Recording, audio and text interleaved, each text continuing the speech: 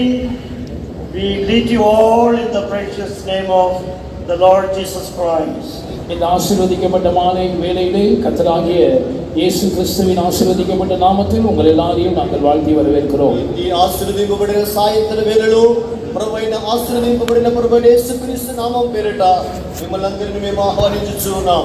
For our meditation tonight, shall we turn our Bibles to the book of Isaiah? இன்றைக்கு இரவு நம்முடைய தியானத்துக்காக ஏசாயாவின் புத்தகத்துக்கு நம்முடைய வேதத்தை நாம் திருப்புவோம். ఈ సాయంత్రం వేళలో మన ధ్యానార్థమై యెషయా గ్రంథమునకు మన యొక్క చూపును తిప్పుకుందాం. Please read Isaiah chapter 45 and verse 22. தயவு செய்து ஏசாயா 45ஆம் அதிகாரம் 22ஆம் வசனத்தை வாசிப்போம். దయచేసి యెషయా గ్రంథం 42వ అధ్యాయం 22వ వాక్యాన్ని చదువుకుందాం. 45:22. భూమి అంతమున నివాసులారా నా వైపు చూచి రక్షణ పొందుడి. దేవుడను నేనే, మరి ఏ దేవుడును లేడు. பூமியின் எல்லையெங்கும் உள்ளவர்களே, என்னை நோக்கி பாருங்கள், அப்பொழுது ரட்சிக்கப்படுவீர்கள். நானே தேவன், வேறொருவரும் இல்லை. Look unto me and be saved, all the ends of the earth, for I am God and there is none else. Glory to God. தேவனுக்கு மகிமை. దేవునికి మహిమ. Here in prophecy, these are the words of the Lord Jesus Christ. இங்கே தீர்க்கதரிசனமாக கர்த்தராகிய இயேசுவினுடைய வார்த்தைகளாக இவைகள் காணப்படுகிறது. ఇవి ప్రవచన వాక్యములుగా ప్రభువైన యేసుక్రీస్తు మాటలుగా కనబడుచున్నవి. This is the voice of Calvary. இது கல்வாரியின் சத்தமாக இருக்கிறது. ఇది కల్వారి నుండి వచ్చే శబ్దముగా ఉన్నది. Here the Lord says, look unto me and be saved, all the ends of the earth, for I am God and there is none else. பூமியின் எல்லை எங்கும் உள்ளவர்களே, என்னை நோக்கி பாருங்கள், அப்பொழுது ரட்சிக்கப்படுவீர்கள். நானே தேவன், வேறொருவரும் இல்லை என்று இங்கே கர்த்தர் சொல்லுகிறார். భూదిగంతర నివాసులారా, నా వైపు చూసి రక్షణ పొందుడి. దేవుడును నేనే, మరి ఏ దేవుడును లేడని చెప్పుచున్నాడు. The Lord Jesus Christ is the Savior of the world.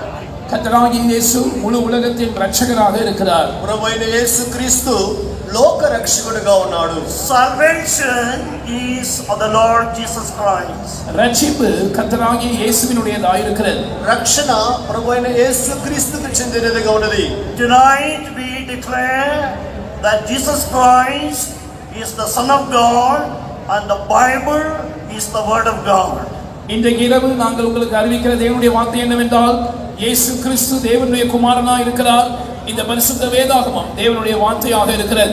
ఈ సాయంత్రం వేళలో మేము మీకు తెలియజేసే వర్తమానం మనమేమంటే, ప్రభువైన యేసుక్రీస్తు దేవుని కుమారుడై ఉన్నాడు. వారి యొక్క బైబిల్ దేవుని వాక్యమై ఉన్నది. The Lord Jesus Christ is the only one who ever said, I am the way, the truth and the life. No man cometh unto the Father but by me.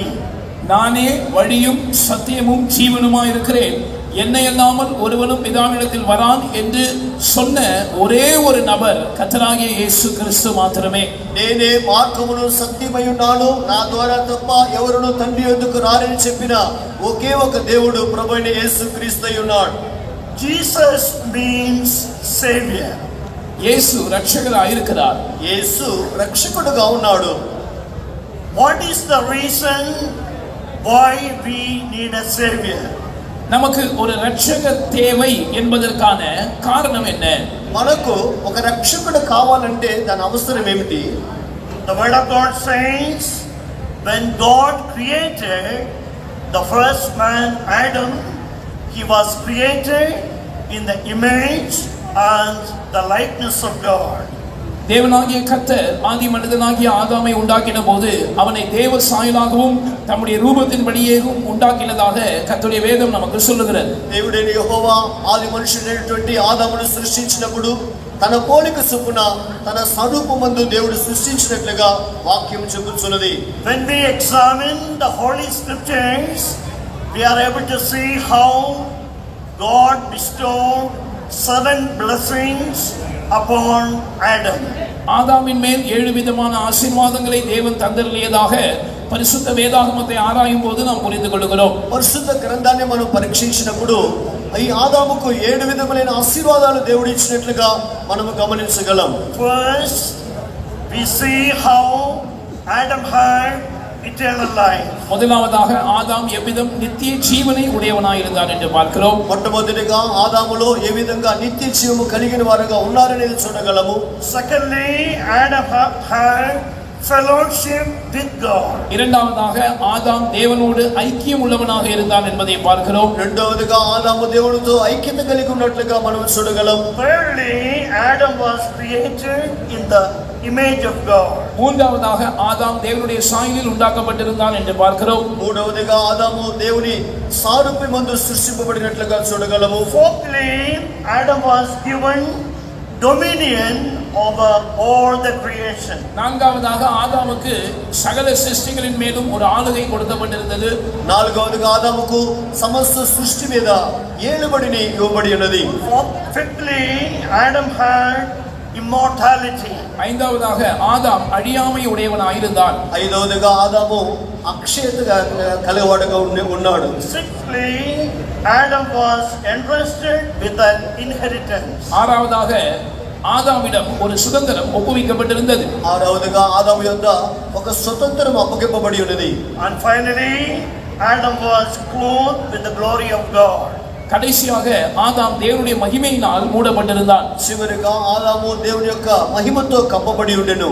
So when God created the first man called Adam, he was bestowed upon all these blessings. ஆதி மனிதனாகிய ஆதாம் என்று சொல்லப்படுகிறவனை தேவன் சிருஷ்டித்த போது இந்த எல்லா ஆசீர்வாதங்களும் அவன் மேல் கொடுக்கப்பட்டிருந்தன. ఆది మనుషుడైనటువంటి ఆదామును దేవుడు సృష్టించినప్పుడు అతనిలో ఈ విధమైన ఆశీర్వాదాలన్నింటినీ దేవుడు ఉంచి ఉన్నాడు. But we see how when man disobeyed the revealed will of God, he lost all the blessings of God.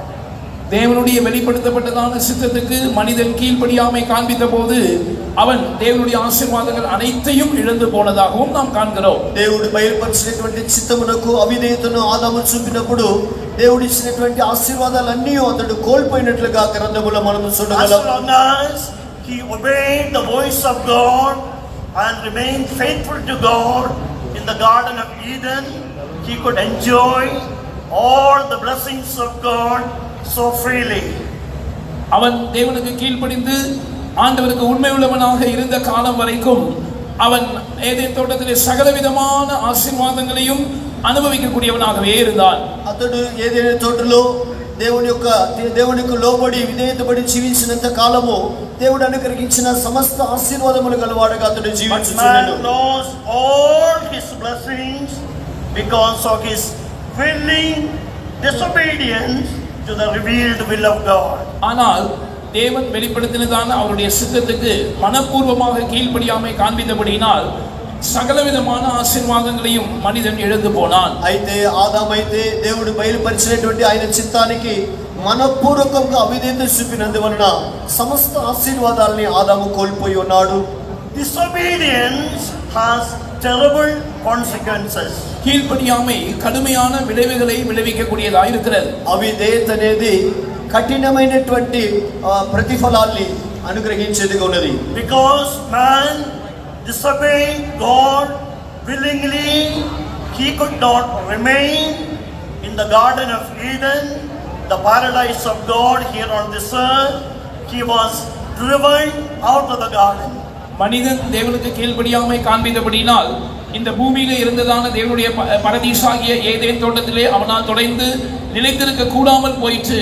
சொல்ல போனால் அந்த தோட்டத்தை விட்டு அவன் துரத்தப்பட வேண்டியதாயிற்று. మనుషుడు దేవునికి అవిధేయత చూపినందున ఈ భూమిలో ఉండే పరదేశు వంటి ఏదైనా తోటలో అతను ఉంచబడలేకుండా తోలివేయబడవలసి వచ్చెను. Although man failed God, the plan of God concerning man never changed. மனிதன் தேவனுக்கு துரோகம் செய்தாலும் அல்லது தோற்று போனாலும் அவனை குறித்து தேவனுக்கு இருந்ததான அந்த திட்டம் ஒருபோதும் மாறி போகவில்லை. మనుషుడు అవిధేయత చూపి దేవునికి ద్రోహం చేసినప్పటికీ మనుషుని గురించినటువంటి దేవుని యొక్క ఉద్దేశము మనుషుని పట్ల మార్పు చెందలేదు. In the Garden of Eden itself, we are able to see the plan of salvation being revealed. Eden தோட்டத்திலேயே மனிதனை குறித்த தேவனுடைய ரட்சிப்பின் திட்டமானது வெளிப்படுத்தப்படுவதை நாம் காணலாம். ఏదైనా తోటలోనే మనుషుని యొక్క రక్షణ గురించిన ప్రణాళిక బయలుపరచబడినది మనం చూడగలం. In Genesis chapter 3 and verse 21 we read, ஆதியாகமம் 3ஆம் அதிகாரம் 21ஆம் வசனத்தை வாசிக்கும் பொழுது, ఆదికాండం 3వ అధ్యాయం 21వ వాక్యమును చదివినప్పుడు, and to Adam also and his wife did the Lord God make coats of skins and clothe them. ஆதாமுக்கும் அவன் மனைவிக்கும் தேவனாகிய கர்த்தர் தோல் உடைகளை உண்டாக்கி அவைகளை அவனுக்கு உடுத்துவித்தார். దేవుడైన యెహోవా ఆదామునకును అతని భార్యకును చర్మపు చొక్కాలను చేయించి వారికి తొడిగించెను. Here we see an innocent animal was slain. இங்கே ஒரு கலங்கமற்றதான ஒரு மிருகம் கொல்லப்பட வேண்டியதாயிற்று என்று நாம் பார்க்கிறோம். ఇందు నిమిత్తమై ఇక్కడ నిష్కళంకమైన కళంకము లేని ఒక గొర్రె వధింపబడినట్లుగా మనం చూడగలము. And blood was shed. ரத்தம் சிந்தப்பட வேண்டியதாயிற்று. రక్తము చిందింపబడవలసి వచ్చెను. When the Lord Jesus Christ came into this world as the Savior of the world, because man sinned against God, he was called the Lamb of God. மனிதன் தேவனுக்கு விரோதமாய் பாவம் செய்தபடியினால் அவனுடைய இரட்சகராக கர்த்தராகிய இயேசு இந்த உலகத்துக்கு வந்தபோது அவர் தேவ ஆட்டுக்குட்டி என்று அழைக்கப்பட்டார். మనుషుడు అవిధేయత చూపించి పాపం చేసినందువలన అతని రక్షణ నిమిత్తమై ప్రభువైన యేసుక్రీస్తు లోకములో ప్రత్యక్షమైనప్పుడు దేవుని గొర్రెపిల్ల అని పిలువబడెను. When John the Baptist saw the Lord Jesus Christ, he said in the Gospel of John chapter 1 and verse 29, behold the Lamb of God which taketh away the sin of the world. யோவான் சுவிசேஷம் 1ஆம் அதிகாரம் 29ஆம் வசனத்தில் கர்த்தராகிய இயேசுவை கண்ட மாத்திரத்தில் யோவான் இப்படி சொல்கிறார், இதோ உலகத்தின் பாவத்தை சுமந்து தீர்க்கிற தேவ ஆட்டுக்குட்டி. యోహాను సువార్త 1వ అధ్యాయం 29వ వాక్యమందు యోహాను యేసును చూసి తన ఎదుకు రాగా చూచి ఇదిగో లోక పాప భారములను మోసుకొని పోవు దేవుని గొర్రెపిల్ల అని చెప్పి ఉన్నాడు. So we see the need of a savior because man sinned against God. The Lord Jesus Christ came into the world as the Savior of the world, and tonight we declare that Jesus Christ is the only Savior for humanity. இவ்விதமாக மனிதன் தேவனுக்கு விரோதமாய் பாவம் செய்தபடினால் ஒரு இரட்சகருக்கான தேவை ஏற்பட்டது என்பதை காண்கிறோம். கர்த்தராகிய இயேசு மனிதனை ரட்சிக்கும்படியாக இந்த உலகத்துக்கு மனித அவதாரத்தில் கடந்து வந்தார். இன்றைக்கு இரவு நாங்கள் சுவிசேஷமாய் அறிவிக்கிற காரியம் என்னவென்றால், முழு மனுக்குலத்துக்கும் ஒரே ஒரு இரட்சகர் கர்த்தராகிய இயேசு கிறிஸ்து மாத்திரமே. ఈ విధముగా మనుషుడు పాపము చేసి దేవునికి దూరమైనప్పుడు అతనికి రక్షకుడు కావాల్సి వచ్చినది. అతనిని రక్షించే నిమిత్తమై ప్రభువైన యేసుక్రీస్తు ఈ లోకమునకు గొర్రెపిల్లగా వచ్చి ఉన్నాడు. ఈ రాత్రి వేళ మేము మీకు తెలియజేసే స్వార్థమానం ఏమంటే ఒకే ఒక రక్షకుడు యేసు మాత్రమే. యేసు ద్వారానే రక్షణ కలుగును. Shall we turn our Bibles to 1 Peter chapter 1 and please read verses 18 to 20. பேதுரு எழுதின முதலாம் நிருபத்துக்கு நம்முடைய வேதத்தை திறந்து 1ஆம் அதிகாரம் 18 முதல் 20 வரை உள்ள வசனங்களை தயவு செய்து வாசிக்கலாம். మనము పేతురు మొదటి గ్రంథం 1వ అధ్యాయం 18వ వాక్యం నుండి 20వ వాక్యముల వరకు గ్రంథములో మనం చదువుకుందాం. పితృ పారంపర్యమైన మీ వ్యర్థ ప్రవృత్తులను విడిచిపెట్టినట్లుగా వెండి బంగారముల వంటి క్షయ వస్తువుల చేత మీరు విమోచింపబడలేదు కానీ అమూల్యమైన రక్తము చేత అనగా నిర్దోషమును నిష్కలంకములకు గొర్రె పిల్ల వంటి క్రీస్తు రక్తము చేత విమోచింపబడతారని మీరు ఎరుగుదురు కదా. ఆయన జగత్తు పునాది వేయబడక మునిపే నియమింపబడిన కానీ తన మృతుల్లో నుండి లేపి తనకు మహిమనిచ్చిన దేవుని ఎడల తన ద్వారా విశ్వాసమైన మీ నిమిత్తము కడవరి కాలముల యందు ఆయన ప్రత్యక్షపరచబడెను. కాగా మీ విశ్వాసమును నిరీక్షణయు దేవుని యందు ఉంచబడి ఉన్నవి. உங்கள் முன்னோர்களால் பாரம்பரியமாய் நீங்கள் அனுசரித்து வந்த வீணான நடத்தை நின்று அழிவுள்ள வஸ்துக்களாகிய வெள்ளியினாலும் பொன்னினாலும் நீக்கப்படாமல் குற்றமில்லாத மாசற்ற ஆட்டுக்குட்டியாகிய கிறிஸ்துவின் விலையேற பெற்ற இரத்தத்தினாலே மீட்கப்பட்டீர்கள் என்று அறிந்திருக்கிறீர்களே. அவர் உலக தோற்றத்திற்கு முன்னே குறிக்கப்பட்டவராயிருந்து நமது மூலமாய் விசுவாசமாயிருக்கிற உங்களுக்காக இந்த கடைசி காலங்களில் வெளிப்பட்டார். For as much as ye know that ye were not redeemed with corruptible things, as silver and gold, from your vain conversation, received by tradition from your fathers, but with the precious blood of Christ, as of a lamb without blemish and without spot, who verily was foreordained before the foundation of the world, but was manifest in these last times for you. Here we read that the Lord Jesus Christ was foreordained or foreknown before the foundation of the world, but was manifest in these last times for you, for us. இங்கே நாம் வாசிக்கிற காரியம் என்னவென்றால் கர்த்தராகிய இயேசு உலக தோற்றத்துக்கு முன்னே குறிக்கப்பட்டவராய் இருந்தார் அல்லது முன்னே அறியப்பட்டவராய் இருந்தார். தமது மூலமாய் தேவன் மேல் விசுவாசம் வைக்கிற நமக்காக இந்த கடைசி காலங்களில் அவர் வெளிப்பட்டார். ఇక్కడ రాయబడినది ఏమంటే జగత్ పునాది వేయబడక మునిపే యేసు మన కొరకు నియమింపబడిన గాని దేవుని ద్వారా తనదందు విశ్వాసులైన వారి నిమిత్తమై కడవరి కాలమందు ఆయన ప్రత్యక్షమై ఉన్నాడు. Tonight we are grateful to God for sending His beloved Son, the Lord Jesus Christ, into this world to save us from our sins. நம்முடைய பாவங்களிலிருந்து நம்மை ரட்சிக்கும்படியாக தம்முடைய அருமையான குமாரனாகிய கர்த்தராகிய இயேசு கிறிஸ்துவை இந்த உலகத்துக்கு அனுப்பி தந்ததற்காக இன்றைக்கு இரவு பிதாவாகிய தேவனுக்கு நாம் நன்றியுள்ளவர்களாய் இருக்கிறோம். మన పాపముల నుండి మనల్ని విమోచించి నిమిత్తమై తన ప్రియ కుమారుడైన యేసు క్రీస్తుని భూలోకములోనికి దేవుడు పంపినాడే. అందు నిమిత్తమై మనం తండ్రి అయిన దేవునికి కృతజ్ఞులమై ఉండవలెను. In Mark chapter 1 and verse 15 we read, the time is fulfilled and the kingdom of God is at hand. Repent ye and believe the gospel. This was the message of God to humanity by the Lord Jesus Christ. Mark சுவிசேஷம் 1ஆம் அதிகாரம் 15ஆம் வசனத்திலே முழு மனுக்குலத்துக்கும் கர்த்தராகிய இயேசு கிறிஸ்துவின் மூலமாக அவர் வாயிலாக கொடுக்கப்பட்டதான தூதை நாம் இங்கே பார்க்கிறோம். காலம் நிறைவேறிச்சு, தேவனுடைய ராஜ்யம் சமீபமாயிற்று, மனம் திரும்பி சுவிசேஷத்தை விசுவாசியுங்கள் என்பதே அந்த செய்தியாக இருக்கிறது. మార్కు సువార్త 1:15 వాక్యమందు ప్రభువైన యేసుక్రీస్తు లోకములోకి వచ్చినప్పుడు చెప్పిన వర్తమానం ఏమంటే కాలము సంపూర్ణమైనది, దేవుని రాజ్యము సమీపించున్నది, మారు మనసు పొంది సువార్తను నమ్ముడని చెప్పినదే ఆయన ప్రకటన అయినది.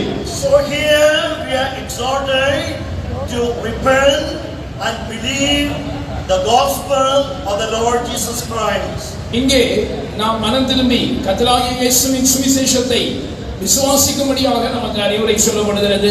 ఈ స్థలమందు మనం మారు మనసు పొంది ప్రభువైన యేసుక్రీస్తునందు విశ్వాసం ఉంచవలెనని చెప్పబడుచున్నది. We have to first repent and then believe the gospel of the kingdom of God. முதலாவதாக நாம் மனம் திரும்ப வேண்டும். அதைத் தொடர்ந்து தேவனுடைய ராஜ்யத்தின் சுவிசேஷத்தை நாம் விசுவாசிக்க வேண்டும். మొట్టమొదటిగా మనం మారు మనసు పొందవలెను, కొనసాగించి దేవుని సువార్తను మనం నమ్మవలెను.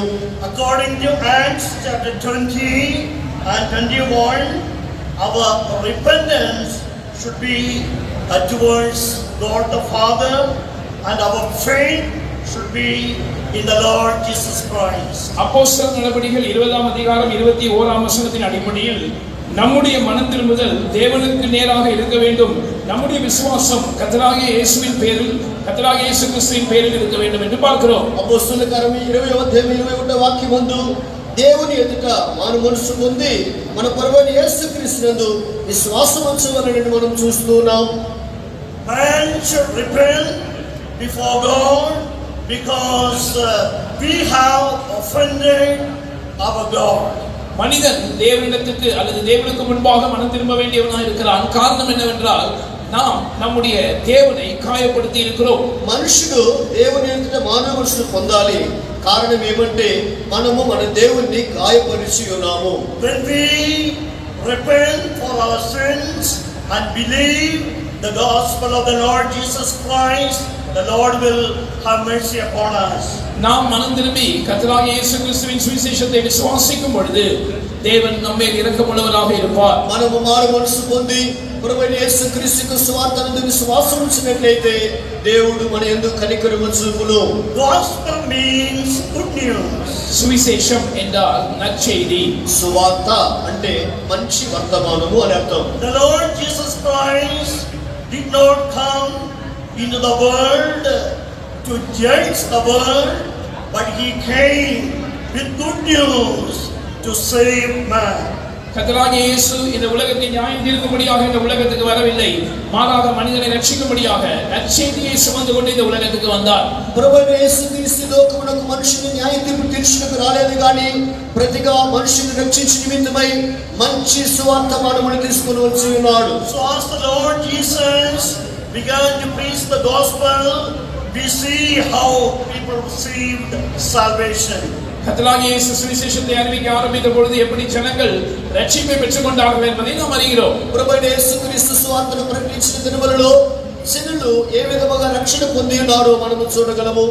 When the Lord Jesus began his earthly ministry and started preaching the kingdom, the gospel of the kingdom of God, we see two things happening. கர்த்தராகிய இயேசு அவர் தேவனுடைய ராஜ்யத்தின் சுவிசேஷத்தை அறிவிக்கிறவராக இந்த பூமிக்குரிய தம்முடைய ஊழியத்தை துவங்கின போது ரெண்டு காரியங்கள் சம்பவித்ததாக நாம் பார்க்கிறோம். ప్రభువైన యేసు క్రీస్తు దేవుని రాజ్య సువార్తను సేవను ప్రారంభించినప్పుడు రెండు కార్యములు జరిగినట్లుగా గ్రంథములో చూడగలం. Everyone had the opportunity to hear the gospel, but we see one group, they heard the word of God, they heard the gospel of the kingdom of God, and they chose to believe, thus they were blessed. எல்லாரும் சுவிசேஷத்தை கேட்கக்கூடியதான அந்த வாய்ப்பை பெற்றிருந்தாலும் கூட ஒரு கூட்டத்தினர் அவர்கள் தேவனுடைய வார்த்தையை விசுவாசிக்கும்படியாக தேவனுடைய ராஜ்யத்தின் சுவிசேஷத்தை விசுவாசித்து அதை ஏற்றுக்கொள்ளும்படியாக அவர்கள் தெரிந்து கொண்டபடினால் அதன் மூலம் அவர்கள் ஆசீர்வதிக்கப்பட்டார்கள். అందరూ సువార్తను వినేటువంటి ఒక సందర్భము దొరికినప్పటికీ దానిలో కొందరు మాత్రమే ఆ సువార్తను అంగీకరించి విశ్వసించి దాని ద్వారా కలిగే ఆశీర్వాదాలు పొందుకొనుచున్నారు. On the other hand, we see the other group, they also had the opportunity to hear the gospel of the kingdom of God. They could also repent for their sins and come to the Savior and receive salvation, but they chose to disbelieve. They chose to remain in darkness. மறுபகுதியிலே இன்னொரு கூட்டத்தார் அவர்களும் கூட தேவனுடைய ராஜ்யத்தின் சுவிசேஷத்தை கேட்கக்கூடிய வாய்ப்பை பெற்றிருந்தார்கள். அவர்களும் கூட தங்களுடைய பாவங்களுக்காக மனஸ்தாபப்பட்டு மனம் திரும்பி தேவனிடத்தில் திரும்பும்படியாக தேவனுடைய ராஜ்யத்தை விசுவாசித்து ஏற்றுக்கொள்ளும்படியான ஒரு வாய்ப்பு அவர்களுக்கும் கொடுக்கப்பட்டது. ஆனால் அவர்களோ விசுவாசியாமல் இருப்பதை தெரிந்து கொண்டு தொடர்ந்து இருளிலேயே நீடித்திருப்பதை அவர்களாகவே தெரிந்து கொண்டார்கள். ఇంకో కూటుకు వారు కూడా ఈ సువార్తను విని మారు మనసు పొంది రక్షణ పొందేటువంటి సందర్భం వారికి దేవుడు ఇచ్చినప్పటికీ ఈ సువార్త వారు అవిధేయులై వారు రక్షణ పొందకుండా చీకటిలోనే ఉండేది వారు ఎంచుకొనుచున్నారు. Tonight we declare unto you the gospel of the Lord Jesus Christ. இன்றைக்கு இரவு கர்த்தராகிய இயேசு கிறிஸ்துவின் சுவிசேஷத்தை நாங்கள் உங்களுக்கு அறிவிக்கிறோம். ఈ రాత్రి వేళలో ప్రభువైన యేసు క్రీస్తు సువార్తను మేము మీకు తెలియజేస్తున్నాం. What is the gospel of Jesus Christ? இயேசு கிறிஸ்துவினுடைய சுவிசேஷம் என்ன?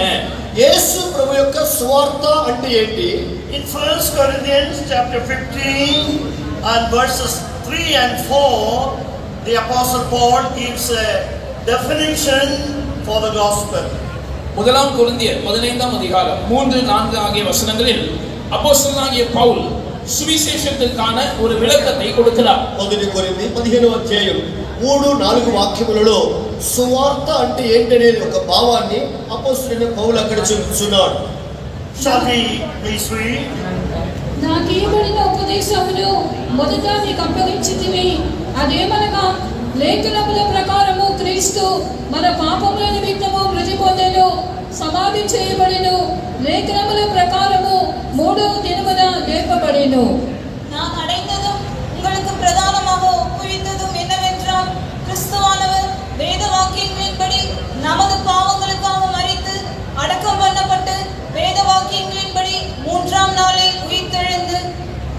For I delivered unto you first of all that which I also received, how that Christ died for our sins according to the Scriptures, and that he was buried, and that he rose again the third day according to the Scriptures. Christ died for our sins according to the Scriptures, and he was buried, and on the third day, according to the Scriptures, he rose again. This is the gospel of the Lord Jesus Christ. கிறிஸ்துவானவர் வேத வாக்கியங்களின்படி நமது பாவங்களுக்காக மரித்தார், அடக்கம் பண்ணப்பட்டு வேத வாக்கியங்களின்படி மூன்றாம் நாளில் உயிர்த்தெழுந்தார். இதுதான் கர்த்தராகிய இயேசு கிறிஸ்துவின் சுவிசேஷமாய் இருக்கிறது. లేఖనముల ప్రకారము ప్రభువైన క్రీస్తు మన పాపముల నిమిత్తమై మృతి పొందును, సమాధి చేయబడును, లేఖనముల ప్రకారం మూడవ దినము లేపబడును. ఇది మన ప్రభువైన యేసు క్రీస్తుని గురించిన సువార్త అయి ఉన్నది. Christ died for our sins. That means we don't have to live in our sins anymore. கிறிஸ்து நம்முடைய பாவங்களுக்காக மரித்தார் என்று சொன்னால் இனியும் நம்முடைய பாவங்களில் ஜீவிக்க வேண்டிய அவசியம் நமக்கு இல்லை. క్రీస్తు మన పాపముల నిమిత్తం మరణించి ఉన్నాడంటే ఇక మీదట మనము మన పాపములో జీవించవలసిన అవసరం లేదు. We can be delivered from the dominion of sins. பாவத்தினுடைய ஆதிக்கத்திலிருந்து நாம் விடுவிக்கப்படுகிறோம். పాపం యొక్క ఏలుబడి నుండి మనము విడిపింపబడుచున్నాం. When man sinned against God, he sold himself into the hands of Satan. மனிதன் தேவனுக்கு விரோதமாக பாவம் செய்தபோது சாத்தானுடைய கைகளில் தன்னைத்தானே அவன் விற்று போட்டான். మనుషుడు దేవునికి విరోధంగా పాపము చేసినప్పుడు సాతానుకు తన్ను తానే అమ్ముకొని ఉన్నాడు. Sin began to have dominion over man. பாவம் மனிதனை ஆளுகை செய்ய ஆரம்பித்தது. పాపము మనుష్యుని ఏలుబడి చేయ ప్రారంభించెను. But the Lord Jesus Christ came to deliver man from the hands of the wicked one, the devil. ஆனால் பொல்லாங்கனாகிய பிசாசானவனுடைய கைகளிலிருந்து மனிதனை விடுவிக்கும்படியாக கர்த்தராகிய இயேசு கிறிஸ்து வந்தார். అయినప్పటికీ దుష్టుడైన సాతాను చేతి నుండి మనుషుని విమోచించిన నిమిత్తమై ప్రభువైన యేసు క్రీస్తు లోకమునకు వచ్చి ఉన్నాడు. Christ died on the cross of Calvary, and he shed his innocent blood for all of us, that we might be set free from our sins to serve our God. நம்முடைய பாவங்களிலிருந்து நாம் விடுவிக்கப்பட்டு நம்முடைய தேவனை நாம் சேவிக்கிறவர்களாய் மாறுபடியாக கர்த்தராகிய இயேசு கல்வாரி சிலுவையில் நமக்காக மரிக்கும்படிக்கும் நம்முடைய குற்றமற்ற இரத்தத்தை நமக்காக சிந்தும்படிக்கும் அவர் கடந்து வந்தார். మన యొక్క పాపం నుండి మనం విమోచింపబడి నిమిత్తమై ప్రభువైన యేసు క్రీస్తు మరణించి తన యొక్క నిర్దోషమైన నిష్కలంకమైన రక్తమును చిందించిన కొరకై మన కొరకై వచ్చి ఉన్నాడు. When a sinner comes to the Lord Jesus Christ and repent for his sins, then the blood of Jesus Christ would cleanse him from all his sins and unrighteousness. ஒரு பாவியா இருக்கிற மனிதன் கர்த்தராகிய இயேசுவிடத்தில் வருவதை தெரிந்து கொண்டு அவன் தன்னுடைய பாவங்களுக்காக மனஸ்தாபப்பட்டு மனம் திரும்பும் போது கர்த்தராகிய இயேசு கிறிஸ்துவினுடைய இரத்தம் அவனுடைய சகல பாவங்களை நீக்கி அவனை சுத்திகரிக்கக்கூடியதாய், எல்லா அநியாயத்தையும் நீக்கி அவனை சுத்திகரிக்கக்கூடியதாய் இருக்கிறது. ఒక పాపి అయిన మనుషుడు ప్రభువైన యేసు యొద్దకు వచ్చి మారు మనసు పొందినట్లయితే ఆ యేసు ప్రభు యొక్క రక్తము అతని పాపములన్నిటిని కడిగి సమస్త దుర్నీతి నుండి అతనిని విడిపించే శక్తి కలిగినదిగా ఉన్నది. Tonight, as the word of the Lord is coming to you, if there is anyone here who has not yet repented for his sins or her sins, this is a golden opportunity for you to come to Christ. As you come and repent for your sins with a broken heart, then the blood of Jesus will cleanse you. Thus, your sins will be forgiven and you will be granted the gift of eternal life. இன்றைக்கு இரவு கர்த்தருடைய வார்த்தை நம்மை நோக்கி வருகிற இந்த வேளையில் தானே தன்னுடைய பாவங்களுக்காக மனஸ்தாபப்பட்டு மனம் திரும்பி இருக்காத யாராவது ஒருவர் இங்கே இருப்பீர்கள் என்று சொன்னால் இன்றைக்கு இரவே உங்களுக்கான பொன்னான தருணமா இருக்கிறது. நீங்கள் உங்களுடைய பாவங்களுக்காக மனஸ்தாபப்பட்டு மனம் திரும்பினால் கர்த்தராகிய இயேசு கிறிஸ்துவினுடைய இரத்தம் உங்களுடைய பாவங்களை நீக்கி சகல அநியாயத்தை நீக்கி உங்களை சுத்திகரிப்பது மாத்திரமல்ல, நீங்கள் నిత్య జీవనాగియ ఈవై పెరువదற்கு అది ఏదువాகும்.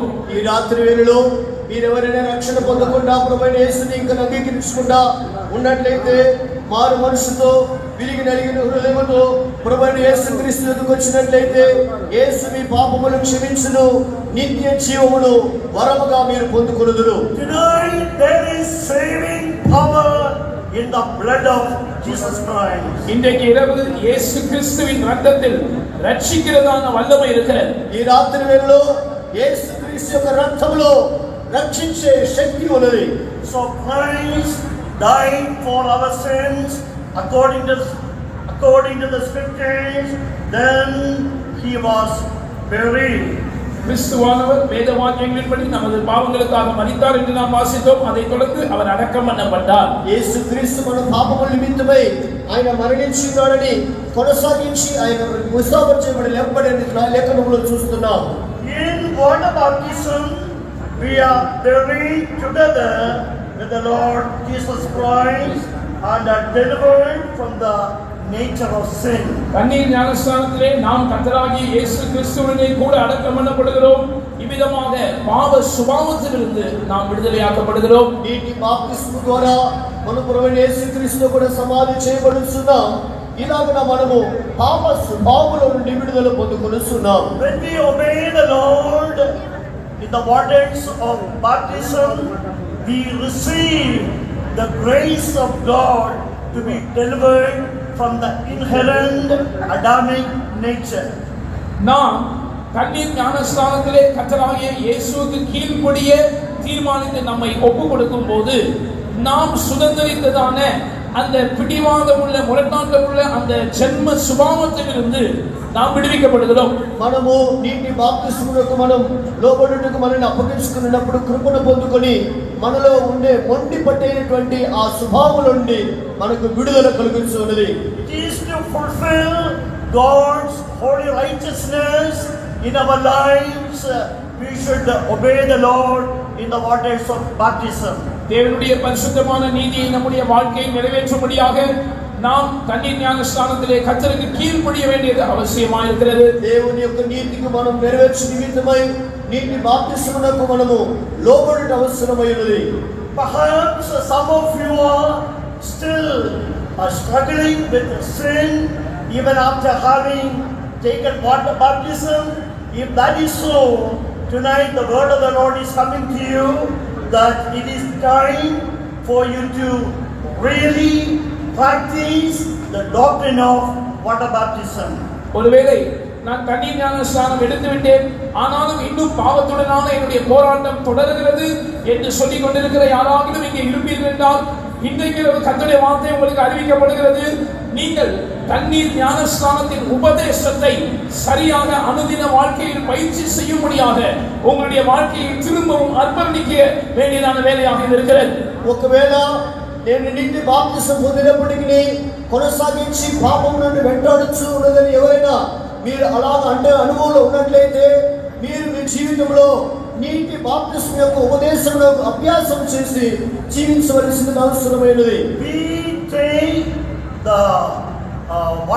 We take water baptism or the current baptism literally once, then daily we should practice the doctrine of baptism.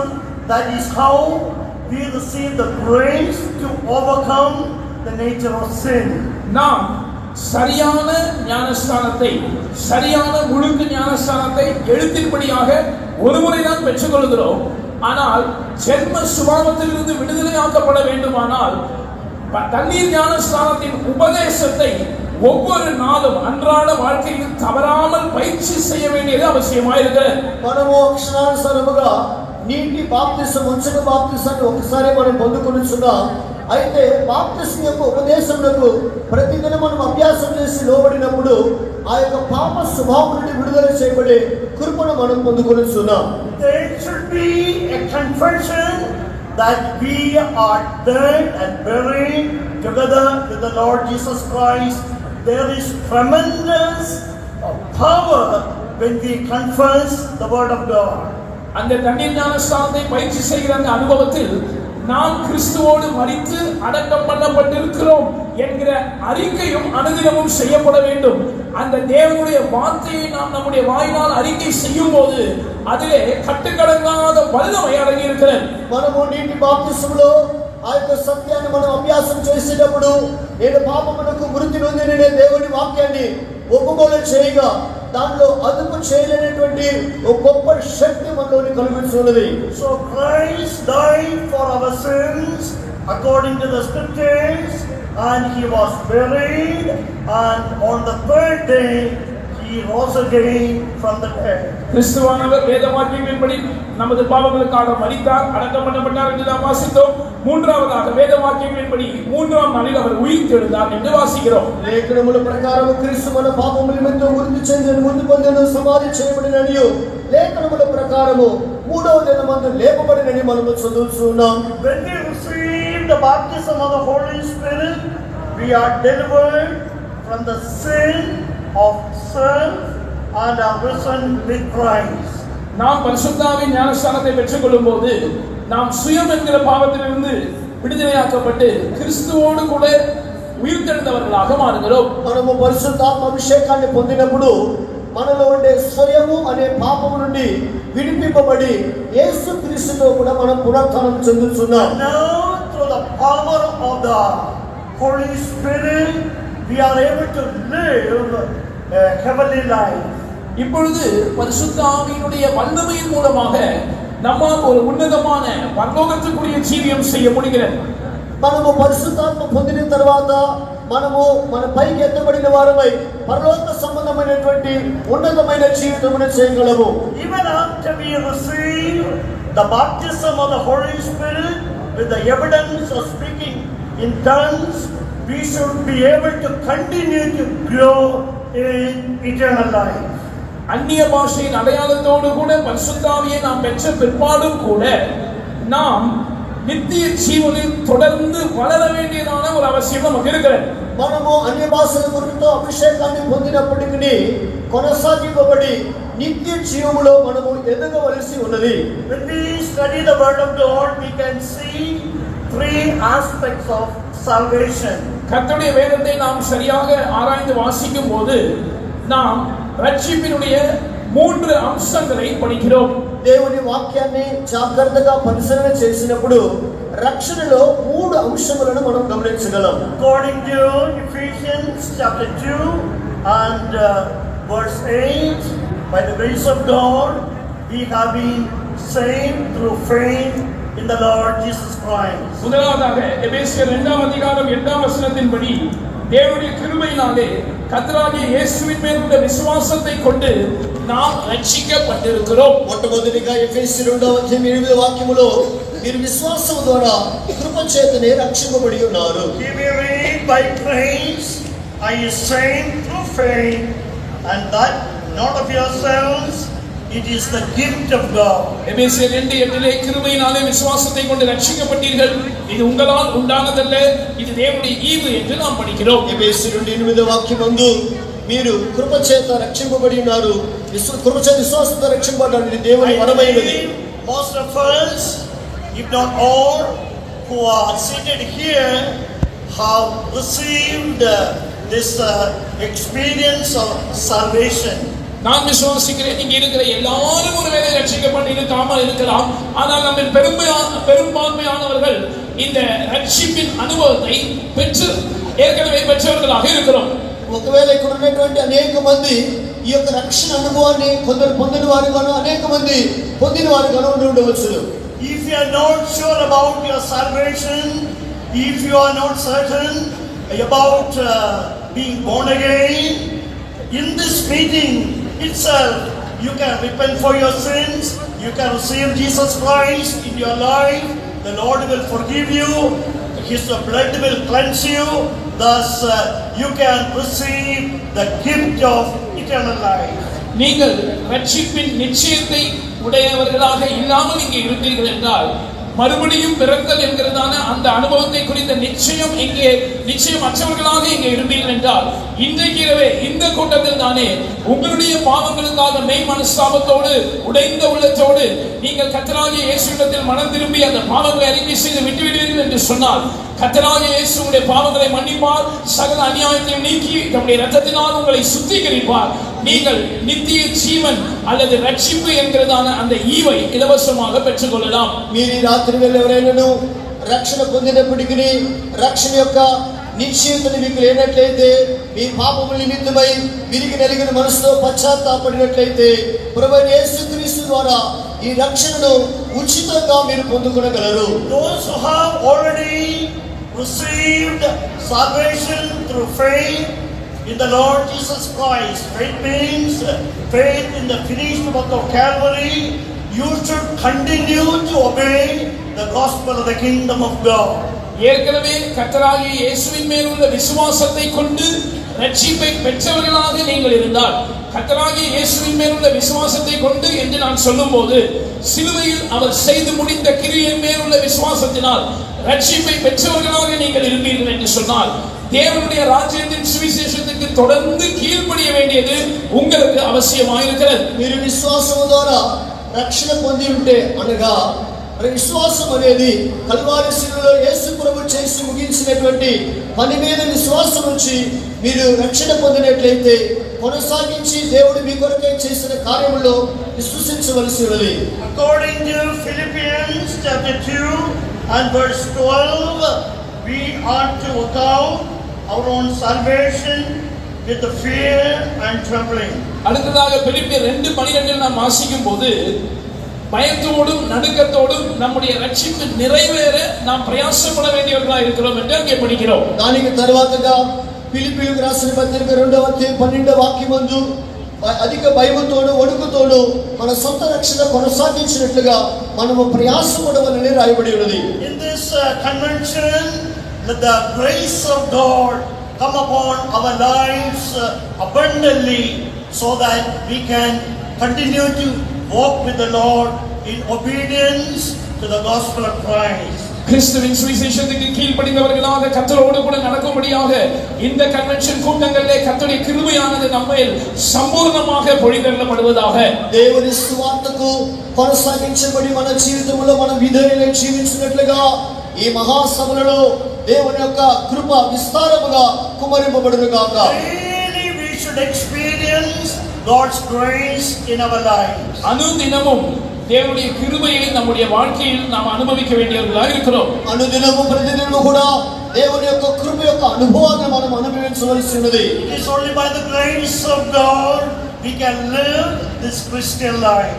இந்த கிறிஸ்தவ வாழ்க்கையை தேவனுடைய கிருபையினால் மாத்திரமே நாம் வாழ முடியும். ఈ క్రైస్తవ జీవితం అనేది దేవుని కృప వలన మాత్రమే చేయగలిగినది. So we have been saved by the grace of God. நாம் தேவனுடைய கிருபையினால் ரட்சிக்கப்பட்டிருக்கிறோம். మనము దేవుని కృప వలన రక్షణ And పొందినాము. now daily we are being saved. இரண்டாவதாக ஒவ்வொரு நாளும் நாம் ரட்சிக்கப்பட்டுக் கொண்டே வருகிறோம். రెండవదిగా ప్రతిదినమును మనం రక్షణ పొందుతూ వస్తున్నాం. And now we are waiting for the final salvation. மூன்றாவதாக கடைசி ரட்சிப்புக்காக நாம் காத்திருக்கிறோம். మూడవదిగా కడవరి రక్షణ కొరకై మనము కాచుకొని ఉన్నాం. We are now living in the last moments of time. நாம் இப்பொழுது காலத்தின் அந்த கடைசி நேரத்தில் நின்று கொண்டிருக்கிறோம். మనము ఈ కాలం యొక్క చివరి గడియలలోనికి వచ్చి నిలిచి ఉన్నాం.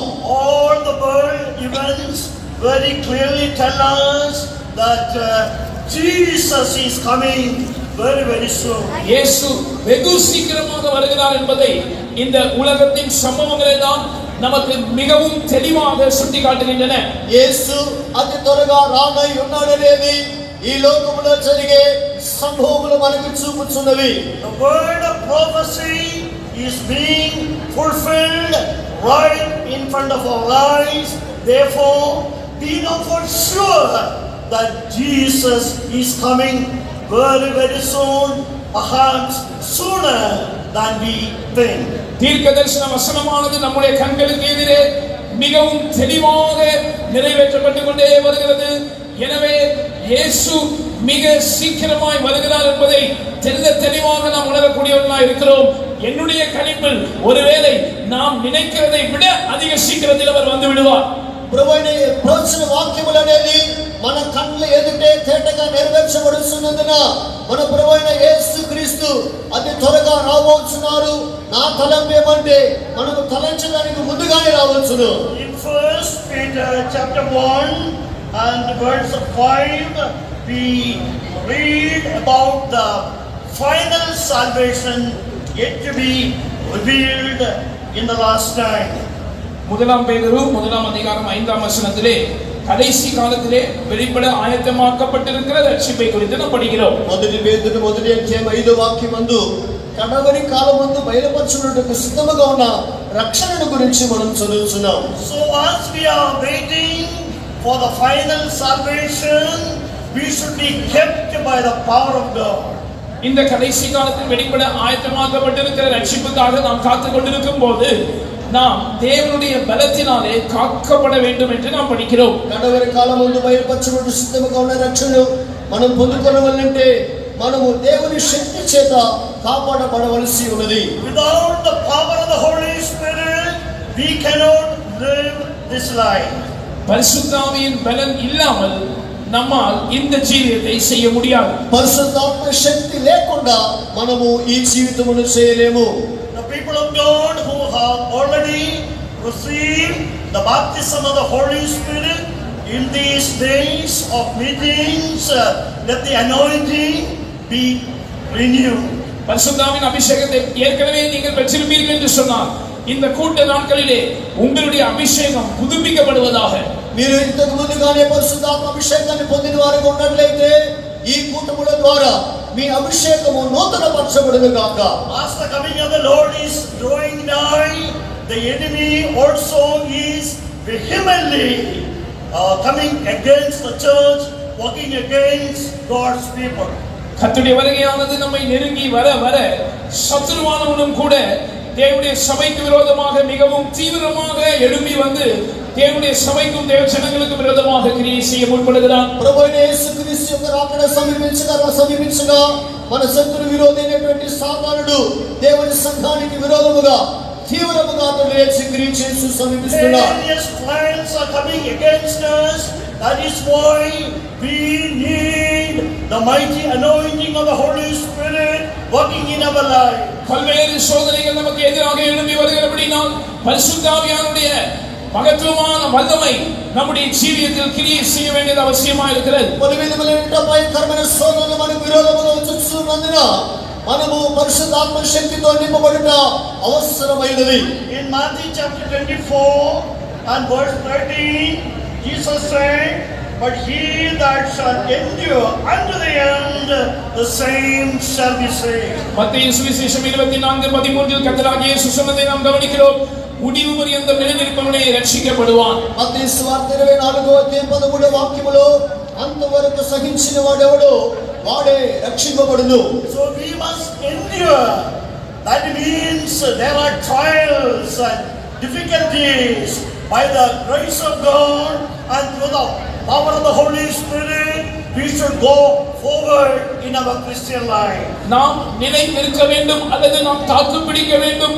அது பரிசுத்த ஆவியின் பலத்தினால் தான் சாத்தியமாகும். ஏனென்றால் நமக்கு எதிராக சோதனைகளும் போராட்டங்களும் பிரச்சனைகளும் எழும்பி வரும்போது நாம் ஆவிக்குரிய ஜீவியத்தில் கிறிஸ்தவ வாழ்க்கையில் முன்னேறி செல்ல வேண்டுமானால் பரிசுத்த ஆவியின் பலத்தினால் தான் அது சாத்தியமாகும். ఎందుకంటే వాక్యములో సహించిన వాడు లేదంటే నిలిచిన వాడంటే మనకు వచ్చేటువంటి శోధనలు పోరాటములలో మనం నిలిచి ఉండగలంటే దేవుని యొక్క కృపయు శక్తి ద్వారా మాత్రమే మనం నిలిచి ఉండగలము. Truly our God is with us to encourage us, to strengthen us, that we might go forward and be prepared for the coming of the Lord Jesus Christ. நாம் தொடர்ந்து முன்னேறி செல்லும்படியாக கர்த்தராகிய இயேசு கிறிஸ்துவின் வருகைக்காக ஆயத்தமாய் இருக்கும்படியாக நம்மை உற்சாகப்படுத்தும்படியாக நம்மை பலப்படுத்தும்படியாக கர்த்தர் நிச்சயமாகவே நம்மோடு இருக்கிறார். మనము ముందుకు సాగిపోటుకై ప్రభువైన యేసుక్రీస్తు యొక్క రాకడకై మనం సిద్ధపడి నిమిత్తమై మన ప్రభువైన యేసుక్రీస్తు మాత్రమే మనల్ని ఉత్సాహపరచువాడుగాను బలపరచువాడుగాను ఉన్నాడు. In Philippians chapter 3 and verses 20 and 21 we read. பிலிப்பியருக்கு எழுதின நிருபம் 3ஆம் அதிகாரம் 20 21 வசனங்களை நாம் வாசிக்கும் பொழுது ఫిలిప్పీయులకు రాసిన పత్రిక 3వ అధ్యాయం 20 21 వాక్యములు మనం చదివినప్పుడు మన పౌరస్థితి పరలోకమందున్నది, అక్కడ నుండి ప్రభువైన యేసుక్రీస్తు అనే రక్షకుని నిమిత్తము కనిపెట్టుకొని ఉన్నాము. సమస్తమును తనకు లోపరుచుకున్న జాలిన శక్తిని బట్టి ఆయన మన దీన శరీరమును తన మహిమగల శరీరమునకు సమరూపము గలదానిగా మార్చును. நம்முடைய குடியிருப்பு பரலோகத்தில் இருக்கிறது. அங்கே இருந்து கர்த்தராகிய இயேசு கிறிஸ்து என்னும் இரட்சகர் வர எதிர்பார்த்து கொண்டிருக்கிறோம்.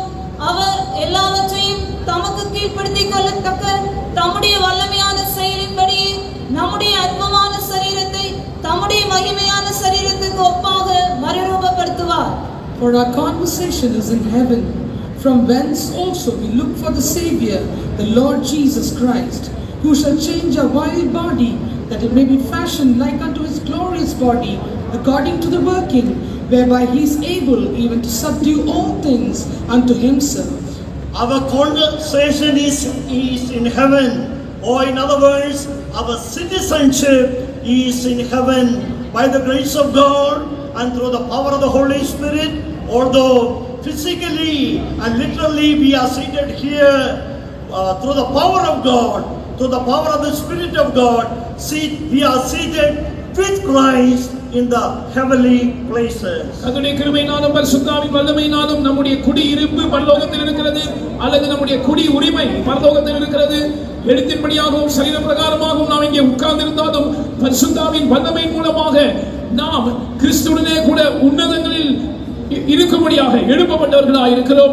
దేవుని యొక్క కృప ద్వారా, దేవుని యొక్క శక్తి ద్వారా మనము మన పౌరస్థితి, మన నివాసము పరలోకములో ఉన్నది. కారణం ఏమంటే దేవుని శక్తి ద్వారా మనము లేపబడిన వారమై ఆ పౌరస్థితిని పొంది ఉన్నాం. At the rapture, two things will take place. First, resurrection. Secondly, transformation. கர்த்தருடைய வருகையிலே ரெண்டு காரியங்கள் சம்பவிக்கும். முதலாவது ஒரு உயிர்த்தெழுதலும், அதை தொடர்ந்து ஒரு மறுரூபமாகுதலும். ప్రభు యొక్క రాకడలో రెండు కార్యములు సంభవించబోతున్నవి. ఒకటి పునరుత్థానమును, రెండవది రూపాంతరమైనది. That is why, dear children of God, daily we should be quickened by the Spirit of God. எனவே தான் அருமையான தேவனுடைய பிள்ளைகளே, ஒவ்வொரு நாளும் தேவனுடைய ஆவியினால் நாம் உயிர்ப்பிக்கப்பட்டு கொண்டே இருக்க வேண்டும். అందువలనే దేవుని ప్రియులారా, ప్రతి దినమును దేవుని పునరుద్ధాన శక్తితో మనము జీవింపబడుచు ఉండవలెను. By the baptism of the Holy Spirit, we have become the temple of God, and the temple of God should be kept by the power of God. பரிசுத்தாவின் அபிஷேகத்தின் மூலமாக நாம் தேவனுடைய ஆலயமாய் மாற்றப்பட்டிருக்கிறோம். அந்த தேவனுடைய ஆலயமானது தேவனுடைய பலத்தினாலே தான் காக்கப்பட வேண்டும். మనము పరిశుద్ధాత్మ అభిషేకము ద్వారా మనము దేవుని ఆలయముగా మనం మార్చబడుచున్నాం. ఆ దేవుని ఆలయము దేవుని శక్తి ద్వారా కాపాడబడవలసి ఉన్నది. Sometimes bodily we may experience some weakness, but the power of God can quicken our mortal bodies. சில சமயங்களில் சரீர பிரகாரமாக நாம் சில பலவீனங்களை உணரக்கூடும். ஆனால் பரிசுத்தாவியின் வல்லமையானது நம்முடைய சாவுக்கேதுவான சரீரங்களை உயிர்ப்பிக்கக்கூடியதாக இருக்கிறது. కొన్ని సందర్భములో అక్షాతమైన శరీరం బలహీనతలు కలిగి ఉండవలసింది, కానీ అయితే పరిశుద్ధాత్మ శక్తి ద్వారా జీవింపజేయబడిన శక్తి ద్వారా మనము శరీరములో జీవం పొందుకొనుచున్నాం. Daily we should get renewed in the anointing in our spirit, soul and body. எனவே ஒவ்வொரு நாளும் நம்முடைய ஆவி, ஆத்மா மற்றும் சரீரத்தில் அபிஷேகத்தில் நாம் புதுப்பிக்கப்பட்டு கொண்டே இருக்க வேண்டும். అందువలన ప్రతిదినము కూడా మన ఆత్మ, జీవ, శరీరములో పరిశుద్ధాత్మ నూతన పరచబడే అనుభవాన్ని పొందుకొనవలెను. At the rapture we will partake in the everlasting salvation. வருகையில் எடுத்துக்கொள்ளப்படும் போது நாம் நித்திய ரட்சிப்பில் பங்குள்ளவர்களாய் மாறுவோம். ప్రభు రాకడలో ఎత్తబడినప్పుడు మనము నిత్య రక్షణలో పాలు పొందుదుము. Dear children of God, that is why in these days we should not give room for backsliding. எனவே தான் அருமையான தேவனுடைய பிள்ளைகளை இந்த நாட்களில் நாம் பின்மாற்றத்துக்கு இடம் கொடுக்க கூடாது. ఇందు నిమిత్తమే ప్రియ దేవుని జనమా, వెనుకబాటుతనమునకు చోటివ్వకూడదు. All our parents, all our older parents, young people, children, servants of God, all should go forward in victory. பெற்றோர்கள் ஆனாலும் வயது முதிர்ந்தவர்களானாலும் நம்முடைய வாலிபர்களும் பிள்ளைகளும் ஆனாலும் கர்த்தருடைய ஊழியர்களானாலும் நாம் எல்லாரும் ஜெயத்தில் முன்னேறி சென்று கொண்டே இருக்க வேண்டும். తల్లిదండ్రులైనప్పటికీ యవనస్తులు పిల్లలు వృద్ధులైనప్పటికీ దైవ సేవకులు కూడా అనుదినము మన ఆత్మీయ జీవితంలో ముందుకు కొనసాగుతూ వెళ్తూ ఉండవలెను. We are a blessed people to have the hope of eternal life. நித்திய ஜீவனை குறித்த நம்பிக்கையை உடையவர்களாய் இருக்கக்கூடிய ஒரு ஆசீர்வதிக்கப்பட்ட ஜனக்கூட்டமாய் நாம் இருக்கிறோம். నిత్య జీవుని గురించినటువంటి నిరీక్షణ కలిగినటువంటి ఆశీర్వదింపబడిన గుంపుగా మనం ఈ లోకంలో ఉన్నాం. Hallelujah. In 1 Corinthians chapter 15 and verses 51 and 52 we read, முதலாம் கொரிந்தியர் 15ஆம் அதிகாரம் 51 52 ஆகிய வசனங்களை நாம் வாசிக்கும் பொழுது, మొదటి కొరింథీ 15వ అధ్యాయం 51 52 వాక్యములు చదివినప్పుడు here the apostle Paul says, behold, I show you a mystery. இங்கே அப்போஸ்தலனாகிய பவுல் சொல்கிறார், இதோ ஒரு ரகசியத்தை உங்களுக்கு அறிவிக்கிறேன். ఇక్కడ అపోస్తలుడు పౌలు అంటున్నాడు, మీకు ఒక మర్మమును తెలుపుచున్నాను. We shall not all sleep, but we shall be changed in a moment, in the twinkling of an eye, at the last trump. நாம் எல்லாரும் நித்திரை அடைவதில்லை, ஆகிலும் கடைசி காலம் தொனிக்கும் போது ஒரு நிமிஷத்திலே ஒரு இமை பொழுதிலே நாம் எல்லாரும் மறுரூபமாக்கப்படுவோம். మనమందరము నిద్రించము గాని నిమిషములో ఒక రెప్పపాటున కడబోర మొరగానే మనమందరము మార్పు పొందుదుము. For the trumpet shall sound, and the dead shall be raised incorruptible, and we shall be changed. எக்காலம் தொனிக்கும், அப்பொழுது மரித்தோர் அழிவில்லாதவர்களாய் எழுந்திருப்பார்கள், நாமும் மறுரூபமாக்கப்படுவோம். బోర మొరగును, అప్పుడు మృతులు అక్షయులుగా లేపబడుదురు, మనము మార్పు పొందుదుము. The saints of God who have fallen asleep in Jesus Christ, after having done the perfect will of God, at the rapture, their bodies will be resurrected by the power of the Holy Ghost. தேவனுடைய சித்தத்தை பரிபூர்ணமாய் செய்து நிறைவேற்றி கர்த்தராகிய இயேசு கிறிஸ்துவுக்குள் நித்திரையடைந்ததான தேவனுடைய பரிசுத்தவான்கள் கர்த்தராகிய இயேசுவின் வருகையிலே அவர்களுடைய சரீரங்கள் பரிசுத்த ஆவியின் வல்லமையினாலே உயிர்த்தெழும்பும். దేవుని చిత్తాన్ని సంపూర్తిగా చేసి ప్రభులో నిద్రించి మృతులైనటువంటి వారు ప్రభు రాకడలో దేవుని శక్తి ద్వారా వారి శరీరములు పునరుత్థానం చెందును. And the bodies of the living saints of God at the rapture will be transformed by the mighty resurrection power of the Holy Ghost.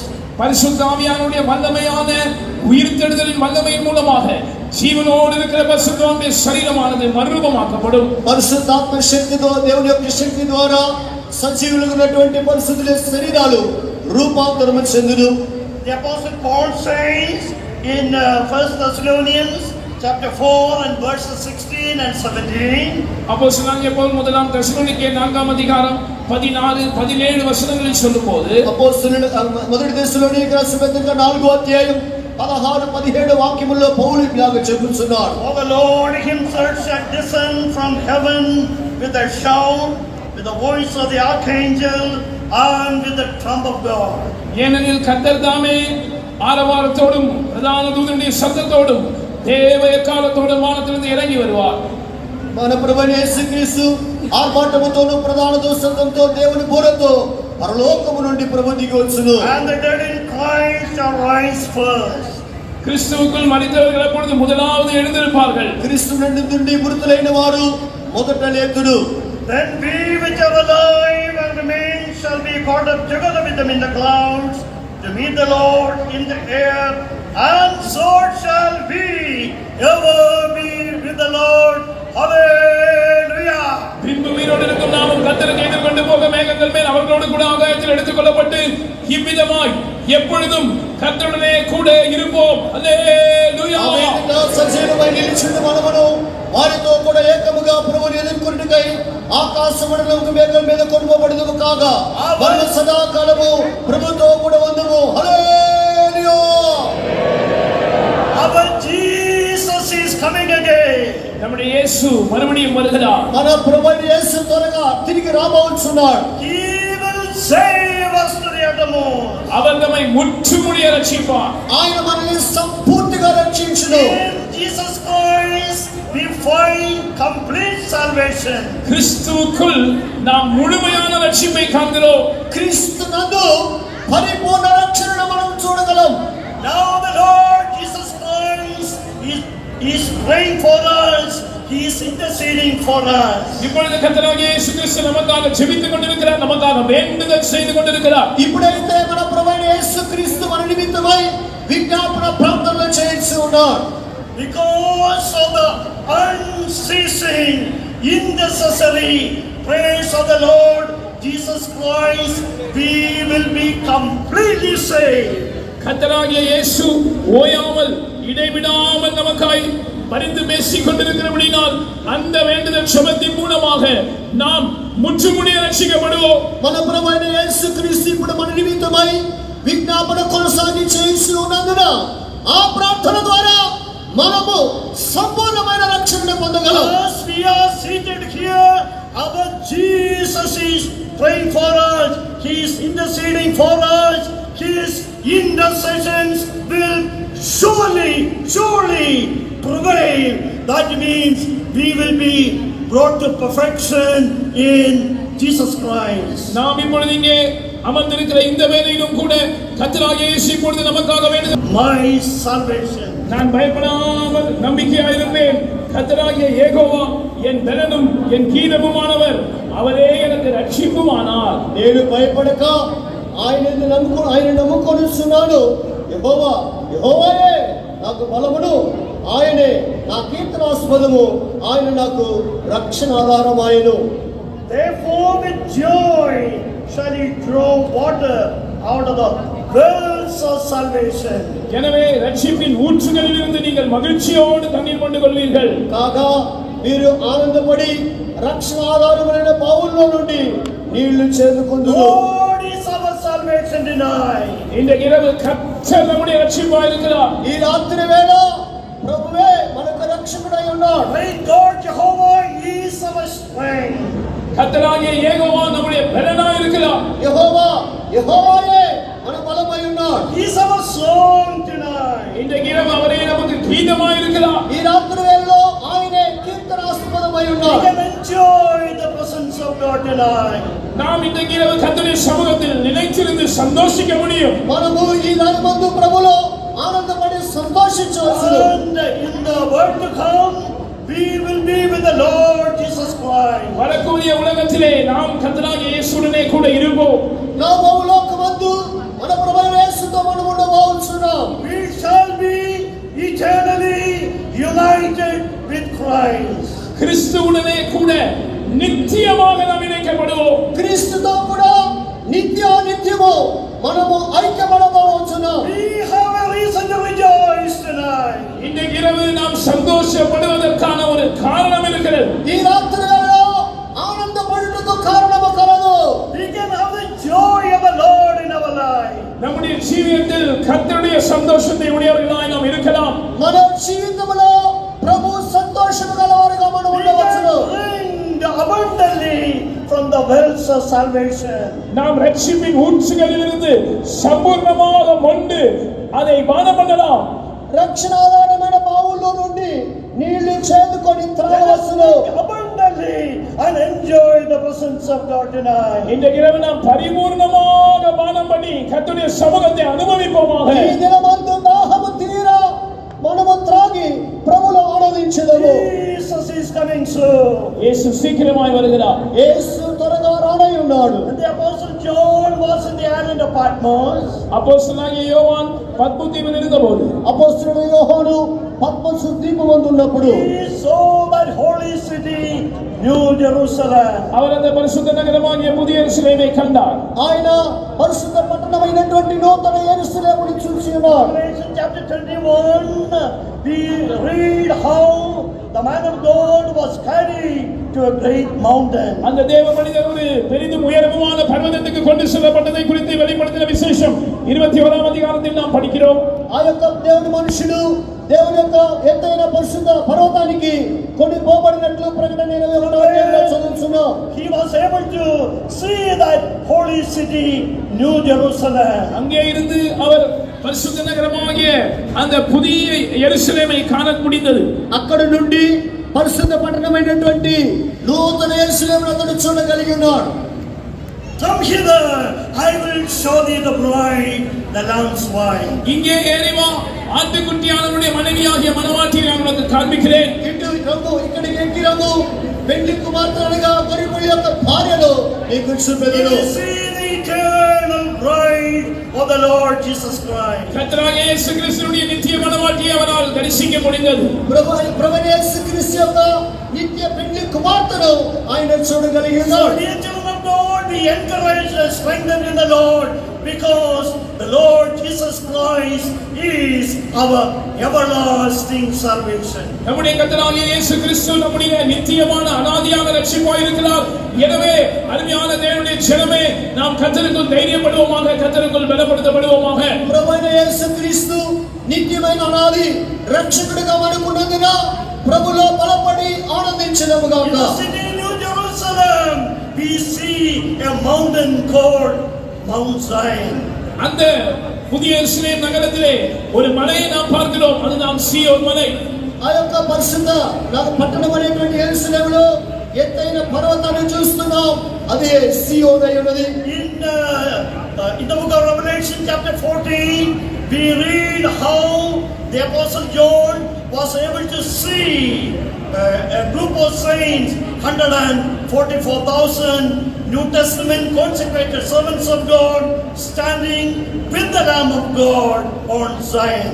வெளிப்படுத்தின விசேஷம் 14ஆம் அதிகாரத்தை நாம் வாசிக்கும் பொழுது அங்கே ஆட்டுக்குட்டியானவரோடு கூட சீயோன் மலையில் இருக்கிறதான புதிய ஏற்பாட்டின் பிரதிஷ்டை பண்ணப்பட்ட, பரிசுத்தமாக்கப்பட்ட, பூர்ணமாக்கப்பட்ட 144,000 பேரை அவர் தரிசனத்தில் கண்டதாக நாம் பார்க்கிறோம். ప్రకటన గ్రంథం 14వ మొదటి వాక్యమందు ఈ యొక్క నూతన నిబంధనలో ప్రతిష్ఠింపబడినటువంటి పరిశుద్ధపరచబడి పూర్ణపరచబడిన 144,000 మంది దైవ సేవకులను యోహాను చూస్తున్నాడు. It is written, when the Lord shall build up Zion, he shall appear in his glory. கர்த்தர் சீயோனை கட்டி முடிக்கும் போது அவருடைய மகிமை வெளிப்படுவார் என்று நாம் எழுதப்பட்டிருக்கிறதை பார்க்கிறோம். ప్రభు సీయోనును కట్టి తన మహిమలో ప్రత్యక్షమైనట్లుగా రాయబడినట్లు మనం చూస్తున్నాం. By the grace of God, when our Jesus shall appear for us, we shall also appear with him in glory.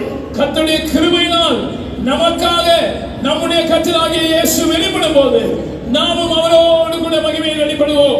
మనము మన ప్రభువైన యేసు క్రీస్తు మధ్యాకాశములో మన నిమిత్తమై ప్రత్యక్షమైనప్పుడు దేవుని కృప చేత మనము కూడా ఆ మధ్యాకాశములో ప్రత్యక్షమగుదు. Jesus will save us to the uttermost. நம்முடைய இயேசு முற்றுமுடிய நம்மை ரட்சிப்பார். మన యేసు మనల్ని పరిపూర్ణంగా రక్షించును.